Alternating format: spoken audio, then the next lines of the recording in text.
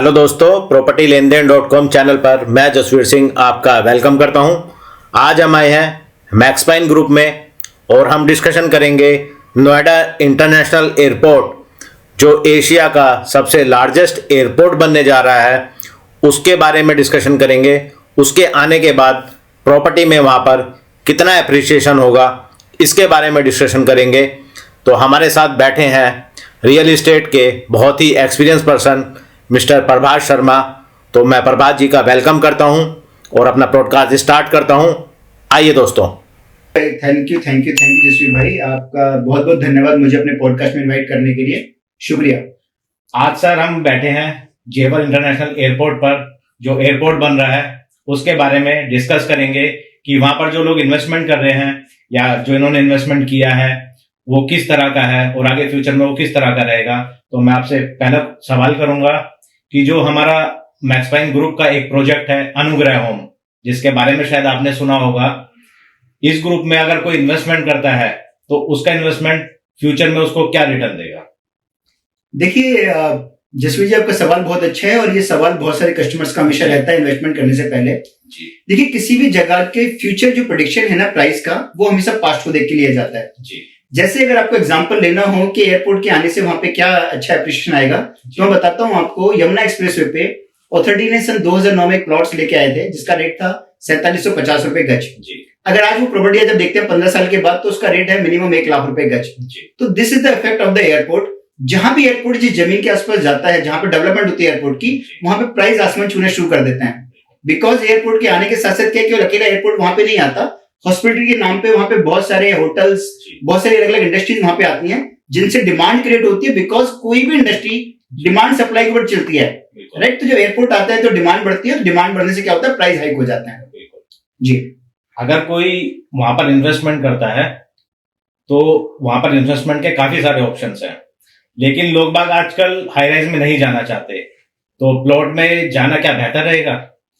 हाँ, देखिए ये भी सवाल बहुत अच्छी बात की जसवीर जी। आप जो सवाल पूछ रहे हो, सवाल आपके नहीं कस्टमर्स का सवाल है। बिल्कुल कस्टमर्स के। देखिए अल्टीमेटली क्या है ना, सबसे पहले एक पर्पस होता है कि मेरा पर्पस क्या है, मैं किस पर्पस से वहां पे इन्वेस्टमेंट कर रहा हूं। अगर मुझे फैसिलिटीज लेनी है, अगर मैं सिक्योरिटी की बात करता हूँ, इस तरह की फैसिलिटीज अगर मुझे लेनी है तो मुझे हाई राइज अच्छा लगता है। बट अगर मैं एक इंडिपेंडेंट हाउस की बात करता हूँ जहां पे मुझे लगता है कि मैं मेरा खुद का घर हो, है ना, जहां मेरा खुद का घर हो, मेरी खुद की सेल्फ पार्किंग हो, जिसे मैं अपनी तरफ से डिजाइन कर सकूं। बिकॉज हाई राइज फ्लैट्स को आपने देखा होगा, अपनी तरफ से डिजाइन नहीं कर सकते हैं। उसकी किचन जहां पे वहीं पे है, रूम जहां पे वहीं पे, बेडरूम जहां पे वहीं पे है। बट इंडिपेंडेंट जब आप घर बनाते हैं तो वो आपका ड्रीम होम बनता है।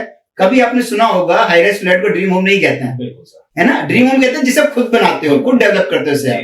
जी प्लीज। मेरा कहूं या मैं अपने व्यूअर्स का कहूं, एक सवाल है कि जो लोग वहां पर इन्वेस्टमेंट कर रहे हैं, सब लोग चाहते हैं हाईवे के पास इन्वेस्टमेंट करें, लेकिन हाईवे के पास जो इन्वेस्टमेंट करते हैं क्या वो सेफ है?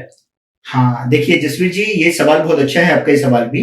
देखिए हमें सबसे पहले टर्मिनोलॉजी को समझना पड़ेगा, गाइडलाइन को समझना पड़ेगा, अथॉरिटी की गाइडलाइन क्या है। यमुना एक्सप्रेसवे के आसपास जो लोग अभी प्रोजेक्ट बना रहे हैं या जो प्रोजेक्ट बन रहे हैं, वो थोड़े से सेफ जोन में चले जाते हैं। बिकॉज अथॉरिटी के दोनों तरफ, यमुना एक्सप्रेसवे के दोनों तरफ अथॉरिटी ने बहुत सारे एरिया नोटिफाइड किया हुआ है। नोटिफाइड एरिया वो एरिया होता है जहां पे अथॉरिटी ने प्लान किया है कि भविष्य में हम वहां पे अपनी डेवलपमेंट करेंगे। तो मुझे लगता है कि वहां पे इन्वेस्टमेंट नहीं करना चाहिए। जिस एरिया की अभी आप बात कर रहे हो, अनुग्रह होम के रिगार्डिंग आप बात कर रहे हो, हमारा प्रोजेक्ट यमुना एक्सप्रेसवे से अप्रोक्स 6 किलोमीटर दूर है जी। और ये प्रॉपर एक जो जट्टारी शहर है जहां पे हम ये लैंड लेके आ रहे हैं, उसकी आबादी से टच ये हमारा प्रोजेक्ट है जी। जो हमारा अनुग्रह होम है, जिसके लिए हम आज डिस्कशन कर रहे हैं और अपने व्यूअर्स को भी बता रहे हैं। अच्छा, मैं आपकी बात माफी चाहूंगा, मैं आपकी बात काट के बीच में आपको बताता हूँ। आज से पहले जितनी भी कॉलोनी आपने देखी होगी, आपने देखा वो शहर से बाहर गांव में कॉलोनियां डेवलप होती हैं, जहां पे दूर दूर तक आबादी नहीं दिखती है। मैं आपके व्यूअर्स को बोलूंगा और आपको भी बोलूंगा कि एक बार आप हमारी साइट विजिट करें। आप वहां देखेंगे कि आप आबादी के अंदर जाके प्रोजेक्ट परचेज कर रहे हैं, जहां पे ऑलरेडी आपसे पहले बहुत सारे लोग रहते हैं जी। जो हमारा मैक्सपाइन का ये प्रोजेक्ट है, जिसे हम अनुग्रह होम के नाम से जानते हैं, ये कितना बड़ा प्रोजेक्ट है? क्या ये एक कॉलोनी है या एक टाउनशिप है? इसके बारे में थोड़ा सा व्यूअर्स को बताइए, क्योंकि उन्हें पता नहीं होता वो कॉलोनी में इन्वेस्टमेंट कर रहे हैं या किसी टाउनशिप में इन्वेस्टमेंट कर रहे हैं। यस, देखिए टाउनशिप और कॉलोनी के ना बायलॉज दोनों अलग अलग है। एक छोटा प्रोजेक्ट 5 एकड़ 10 एकड़ लैंड में जो लोग लेके आते हैं डेवलपर, वो एक कॉलोनी बनाते हैं। उनका पर्पज होता है कि लोगों को आम सुविधाएं मिले ना मिले, उनको छत मिल जाए, घर मिल जाए उनको, तो वहां पे थोड़ी कॉलोनी बना देते हैं। पर जब आप टाउनशिप की बात करते हैं 40 एकड़ से बड़ी लैंड जो होती है वो टाउनशिप के अंदर में आती है, बिकॉज फिर आपको वहां पे ज्यादा लोग रहते हैं तो आपको जेंट्री जब बड़ी होती है वहां पे तो आपको सुविधाएं देनी पड़ती हैं। जब मैं टाउनशिप की बात करता हूँ तो एक बहुत शानदार गेट, अंडरग्राउंड सीवर लाइंस, अच्छी लाइट्स, अच्छी चौड़ी रोड्स, क्लब हाउस, बड़े बड़े पार्क्स, ये सब चीजें टाउनशिप का पार्ट होती है। तो जो अनुग्रह होम अभी हम डेवलप कर रहे हैं वो एक टाउनशिप है, जहां पे आप देखोगे वहां पे 1-1 एकड़ के पार्क्स हैं। हमारी जो मिनिमम रोड है, जो अदर कॉलोनीज में जो बड़ी रोड होती है उसको 30 फीट रोड कहते हैं, हमारी कॉलोनी में सबसे छोटी जो रोड है या हमारे टाउनशिप में सबसे छोटी रोड है वो 30 फीट की रोड है, और सबसे बड़ी जो रोड है वो 50 फीट की रोड है। आप इमेजिन कर सकते हैं 50 फीट की रोड जो होती है तकरीबन वो 16 से 17 मीटर की रोड होती है जो अथॉरिटी डेवलप करती है। जो हमारा नोएडा का इंटरनेशनल एयरपोर्ट आ रहा है, इसको आने के बाद वहां प्रॉपर्टी के जो प्राइस होंगे वो कहां तक जा सकते हैं अगर कोई अभी इन्वेस्टमेंट करेगा, और कितने सालों में उसको एप्रिसिएशन मिलना स्टार्ट हो जाएगा? देखिए, जो भी लोग वहां पे भी इन्वेस्टमेंट करेंगे ना, उनको इन्वेस्टमेंट पर रिटर्न तो अगले दिन से मिलना शुरू हो जाता है। देखिए, आज क्या है, अभी हम जिस फेज में बैठे हैं, एयरपोर्ट अभी अगले महीने पहली उड़ान भरने की तैयारी कर रहा है, और आप अंदाजा लगाए इससे गुड़गांव से, आज से 4 साल पहले भी गुड़गांव में एप्रिसिएशन था। जो लोग आज परचेज कर रहे हैं वहां पे और एप्रिसिएशन आ रहा है। तो ऐसे जो लोग आज इन्वेस्टमेंट करेंगे उनको भी रिटर्न्स मिलेगा, और ऐसे 2-3 साल बाद जो लोग इन्वेस्टमेंट करेंगे उनको भी रिटर्न्स मिलेगा। बट हमेशा से जो इन्वेस्टमेंट है वो कहते हैं, इन्वेस्टमेंट जो है ना, राइट टाइम पे राइट जगह पे राइट इन्वेस्टमेंट करने से राइट रिजल्ट आता है। तो this is the right time to invest approx in the vicinity of the airport.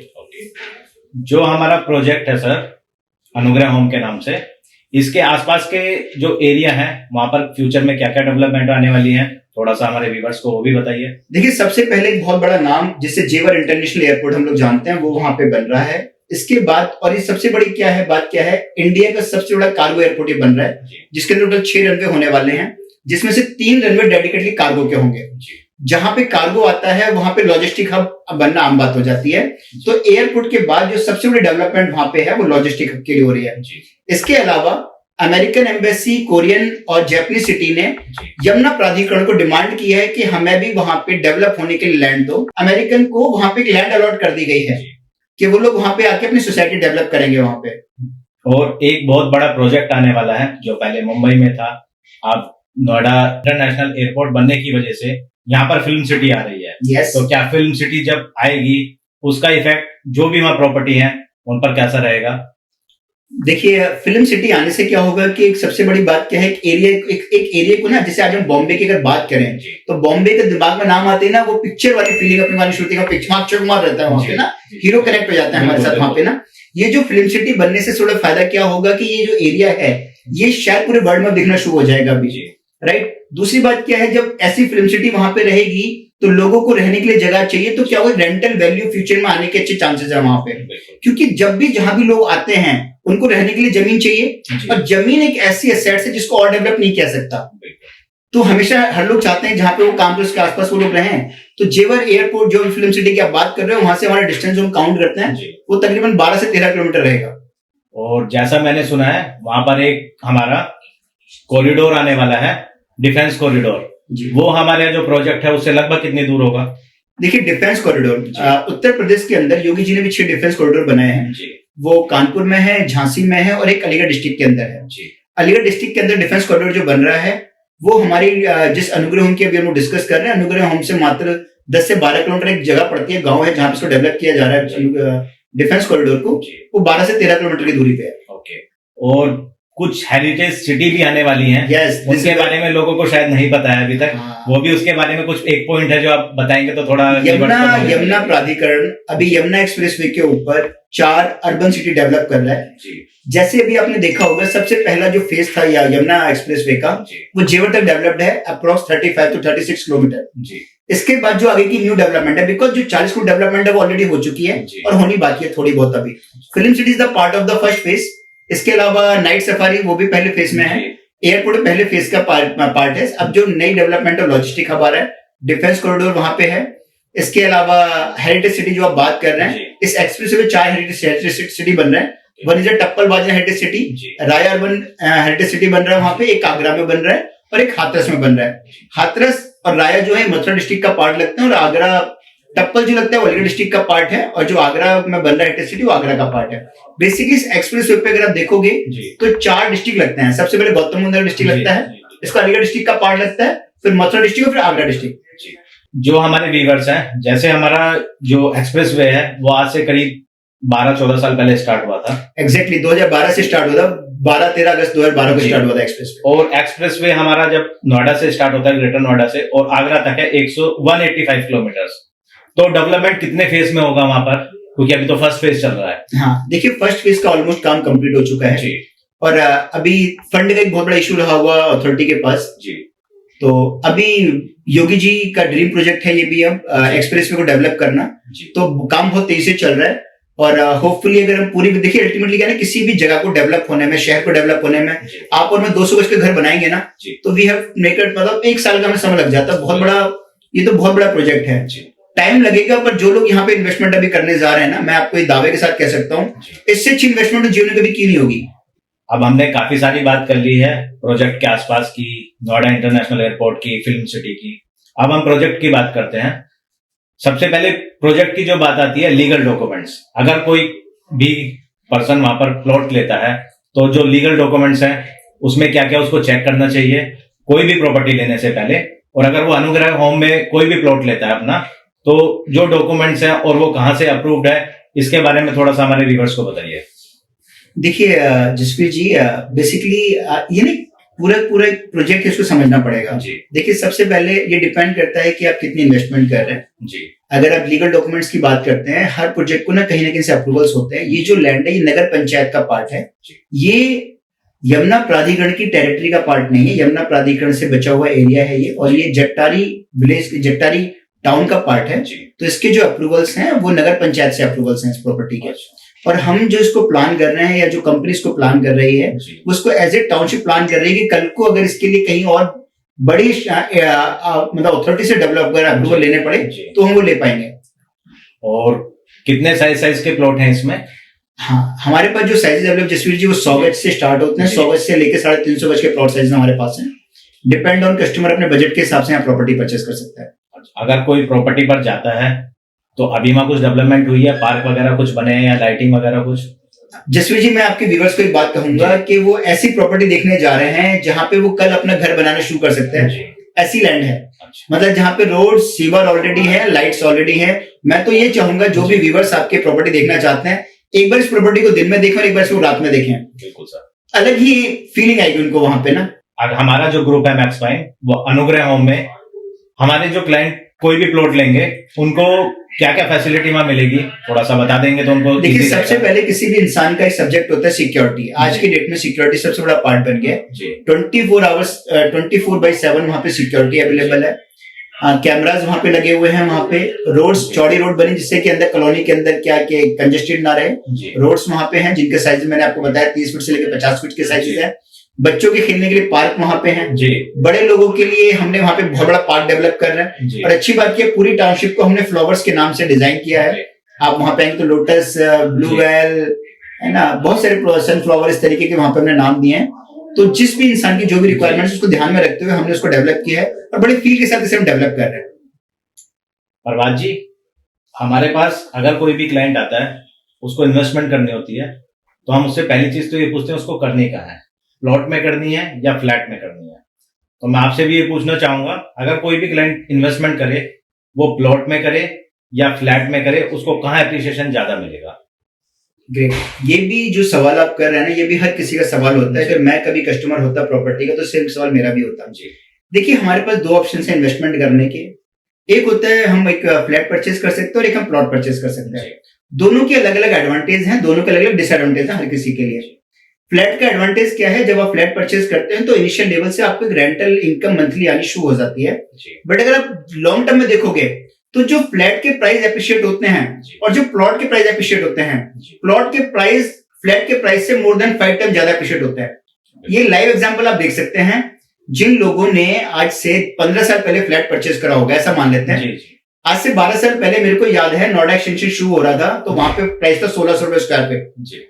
तो आज मैं देखता हूं तो प्राइस 8,000 रुपए स्क्वायर फीट, तो 5 टाइम हो गया है वो। उसी समय पे यमुना एक्सप्रेसवे पे प्राइस था 13,000 रुपए गज अथॉरिटी के प्लॉट्स का, और आज वो प्राइस हो गया तकरीबन मान के चलेगा 1 लाख रुपए। आप देखेंगे वो हुआ 5 टाइम और वो हो गया 8 टाइम, राइट। तो हमेशा प्लॉट के जो प्राइस है वो ज्यादा अप्रिशिएट होते हैं। और दूसरा प्लॉट पर शायद डेप्रिसिएशन नहीं होता। एक बात है, हाँ जी, प्लॉट की कोई मेंटेनेंस नहीं होती और एक डेप्रिसिएशन कुछ नहीं होता। देखिए अल्टीमेटली क्या है ना जी, प्लॉट आपको, देखिए बेसिकली मैं जेवर से बिलोंग करता हूँ, तो आज से 10 साल पहले हमारी जगह पे जाना, 20 साल को जाना पसंद नहीं करता था, बट आज वहां पे हर इंसान प्रॉपर्टी बाई करना चाहता है। तो आपके प्रोजेक्ट के पास, आपकी लैंड के पास भविष्य में कोई नया प्रोजेक्ट आ जाए गवर्नमेंट से रिलेटेड, तो आपके जो प्राइस है ना वो बहुत तेज से मूव हो जाता है। और जेवर एक ऐसा एरिया है जहां पे गवर्नमेंट की पूरी नजर है वहां पे, और वहां पे नई नई डेवलपमेंट आ रही है। मैंने तो सुना है कि शायद एक बहुत बड़ा वाटर पार्क भी वहां पे प्लान हो रहा है, डिज्नी वर्ल्ड जैसा, पर ये कहां तक सच है कहां तक गलत मेरे को ऑथेंटिसिटी नहीं पता है। पर हाँ, ये न्यूज है कि यमुना एक्सप्रेस पे बहुत बड़ा फन वाटर पार्क बनाया जा रहा है, समथिंग लाइक डिज्नी वर्ल्ड। एक मेरा पर्सनल क्वेश्चन भी है और हमारे व्यूअर्स का भी है, ये जो हमारा प्रोजेक्ट है अनुग्रह होम के नाम से, ये सिर्फ बायर्स के लिए है जो होम बायर है, अपना घर बनाना चाहते हैं, या इन्वेस्टर के लिए भी इसमें कुछ है? ये प्रॉपर्टी अभी की स्टेज पे दोनों के लिए है जी। देखिए जब प्राइस थोड़े कम होते हैं ना, तो वो चीजें दोनों इन्वेस्टर्स को भी अट्रैक्ट करती है और एक बायर को भी अट्रैक्ट करती है। जब प्राइस बहुत हाई चले जाते हैं तो फिर इन्वेस्टर वहां पे एंट्री नहीं करता है। यमुना एक्सप्रेसवे की अभी आप बात कर रहे हैं, जैसे अभी हम डिस्कशन कर रहे हैं, यमुना एक्सप्रेसवे पे 3-4 अपॉर्चुनिटीज हैं प्रॉपर्टी परचेज करने की। सबसे पहले अथॉरिटी के प्लॉट्स हैं जिनके रेंज आज मान के चलो तो 2.5 करोड़ से शुरू होती है और 3.5 करोड़ तक 4 करोड़ तक की प्रॉपर्टी है। आदमी वहां पे इन्वेस्टमेंट कर सकता है, पर इन्वेस्टर कहता है तो बहुत फेक रेट हो गया और उतना इन्वेस्टमेंट करने के लिए पैसा भी नहीं है। दूसरी इन्वेस्टमेंट आती है जो बिल्डर्स के, जैसे बहुत सारे नॉन बिल्डर्स उस एक्सप्रेसवे पे काम कर रहे हैं, जिनका प्राइस 1,10,000 रुपए के आसपास है मिनिमम, और उनका साइज 150 गज के आसपास होते हैं, तो जिसका बजट 1,70,80,00,000 रुपए, तो वहां पे इन्वेस्टमेंट कर सकता है। ये जो अनुग्रह की अभी हम बात कर रहे हैं, ये हर किसी के लिए प्रोजेक्ट है जिसके पास 40-50 लाख रुपए हैं और जो अपना खुद का घर बनाना चाहता है, जिसको फील है कि मैं अपना खुद का विला बना के रहूं, है ना, तो वो वहां पे प्रॉपर्टी इन्वेस्टमेंट कर सकता है, ले सकता है, वहां पे अपना घर बना के रह सकता है। और किसी को इन्वेस्टमेंट करना हो फ्यूचर के लिए, तो देखिए जब ये चीजें बढ़ेंगी तो बहुत से लोगों के बजट से बाहर हो गई है। आज यमुना एक्सप्रेस में बहुत से लोगों के बजट से बाहर हो गया है, तो ये जो प्रोजेक्ट अनुग्रह हम बात कर रहे हैं, ये हर किसी के बजट में आएगा और डिमांड सप्लाई का सारा खेल है। तो अभी ये जब ये चीजें 1.5-5 करोड़ की हो जाएंगी तो वो 1 करोड़ रुपए का होगा, तो जो आज इन्वेस्टमेंट करे उसको अच्छे रिटर्न आएंगे। और मैं अच्छी कह सकता हूँ यमुना एक्सप्रेसवे पे रेंटल इनकम फ्यूचर में बहुत अच्छी आएगी। जो इंसान यहाँ पे 40 लाख 45 लाख रुपए प्लॉट परचेस करेगा, उसको फ्यूचर में अच्छा रेंटल आएगा यहाँ पे। बिल्कुल सर। तो प्रभात जी, नोएडा इंटरनेशनल एयरपोर्ट तो बनने जा रहा है, लगभग कुछ टाइम में स्टार्ट भी हो जाएगा, लेकिन वहां पर जिस हिसाब से डेवलपमेंट हो रही है, फ्यूचर में वहां पर कनेक्टिविटी क्या क्या रहेंगी? क्योंकि काफी ज्यादा रश हो जाएगा, क्योंकि काफी सारी कंपनीज आ रही हैं, इंडिया के बाहर से भी लोग आएंगे, तो ट्रैफिक ना हो इसके लिए भी कुछ गवर्नमेंट की प्लानिंग है वहां पर? हाँ जी, अभी सबसे पहले अगर मैं जेवर की कनेक्टिविटी की बात करूं तो यमुना एक्सप्रेसवे कनेक्टिंग वे है हमारे पास जेवर जाने के लिए। एयरपोर्ट के साथ साथ एक मेट्रो का प्लान चल रहा है, अप्रूव्ड हो चुका है, उस पर वर्किंग चल रही है, सर्वे हो चुका है। इसके बाद एक पॉड टैक्सी का प्रोजेक्ट है गवर्नमेंट का, PRT उसको शॉर्ट फॉर्म में लोग कहते हैं, पॉड रैपिड टैक्सी, वो भी गवर्नमेंट का प्रोजेक्ट है, वो भी वहां पे आना है। देखिए अल्टीमेटली क्या है कि एयरपोर्ट जो लोग जा रहे हैं वो रोड के साथ साथ उनको एक कनेक्टिविटी, जैसे हमने देखा दिल्ली में भी कनेक्टिविटी है जो एयरपोर्ट तक जाती है, ऐसे ही परी चौक से नोएडा से पूरा एक प्रोजेक्ट तैयार हो रहा है जो जेवर एयरपोर्ट तक जाएगा, जिसको हम PRT की फॉर्म में बोलते हैं, पॉड रैपिड टैक्सी, वो वहां तक पूरा जा रहा है।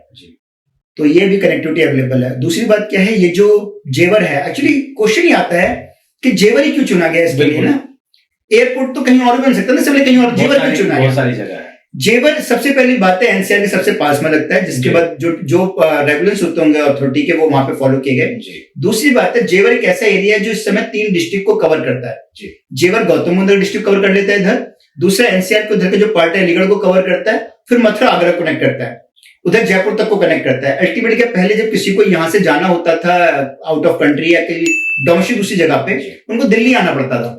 अब क्या ना, वो लोग इतना लंबा सफर करके नहीं आएंगे, बिकॉज उनसे दिल्ली में जाम की कनेक्टिविटी बन रही थी, तो उससे बहुत रिलीफ मिलेगा लोगों को वहां पे। तो प्रभात जी, हमने नोएडा इंटरनेशनल एयरपोर्ट के बारे में, वहां की कनेक्टिविटी के बारे में, वहां की जो एप्रिसिएशन होगा उसके बारे में काफी कुछ डिस्कस किया। तो जहां तक मैं सोच रहा हूं, हमारे व्यूअर्स को काफी चीजों के आंसर मिल गए होंगे जो आज तक ढूंढ रहे थे और उन्हें नहीं मिल पा रहे थे।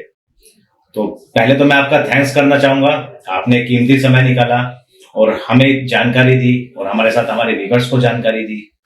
तो कुछ आप अपना पर्सनल एक्सपीरियंस शेयर करना चाहेंगे? प्रभात शर्मा मेरा नाम है और तकरीबन 12 साल हो गए रियल एस्टेट इंडस्ट्री के अंदर, और टोटल अगर ओवरऑल एक्सपीरियंस की बात करते हैं सेल्स में तो अप्रोक्स 20 साल हो गए हैं। और रियल एस्टेट को बदलते देखा है अपनी आंखों के सामने, और ये सच में लगता है कि जो रियल में असेट्स है ना वो रियल एस्टेट ही है। और मैं यही कहूंगा जो लोग ये पॉडकास्ट देख रहे हैं, अगर आप इन्वेस्टमेंट करना चाहते हैं तो एक बार अनुग्रह होम को जरूर विजिट कीजिए। मैं आपसे वादा कर सकता हूं कि आपने जितने प्रोजेक्ट सबसे पहले देखे उन सबका सबसे शानदार प्रोजेक्ट अगर आप किसी को क्या पाओगे तो अनुग्रह होम होगा। बिकॉज देखिए अल्टीमेटली क्या ना, जब एक साइट पे जाते हो ना आपको फील आना चाहिए साइट पे जाने के बाद। वहां पे ये ना कहें कि यहाँ रोड बनेगी, यहाँ पे लाइट लगेगी, यहाँ पे सीवर डाला जाएगा, है ना, यहाँ से कनेक्टिविटी रहेगी, वो सब चीजें अब खत्म हो गई हैं। आप जब अनुग्रह विजिट करोगे तो यू फील दैट कि वहां पे 50% काम ऑलरेडी हो चुका है। तो जो भी लोग ये पॉडकास्ट देख रहे हैं और अनुग्रह को विजिट करना चाहते हैं तो जसवीर जी से जरूर कांटेक्ट कीजिएगा, दिए नंबर पे कांटेक्ट कीजिएगा, हम आपकी पूरी मदद करेंगे ये प्रोजेक्ट दिखाने में। थैंक यू सर, आपने जो समय निकाला उसके लिए मैं आपको फिर दोबारा से थैंक यू कहूंगा। और जितने भी हमारे व्यूअर्स हैं और जो भी अपने लिए इन्वेस्टमेंट करना चाहते हैं या अपने लिए घर बनाना चाहते हैं, क्योंकि आजकल सबको जड़ से घर चाहिए कि छत भी अपनी हो और जमीन भी अपनी हो, क्योंकि फ्लैट वाला जो टाइम था वो अब खत्म हो चुका है, क्योंकि कोविड में सब लोग बहुत कुछ झेल चुके हैं। तो अब लोग वो नहीं चाहते कि दोबारा वो सब उनको देखने के लिए मिले। तो वीडियो को ज्यादा से ज्यादा लाइक करें, सब्सक्राइब करें, ताकि जिन लोगों की ये रिक्वायरमेंट है उन तक ये वीडियो पहुंच सके। और मैं प्रभात जी का धन्यवाद करता हूं।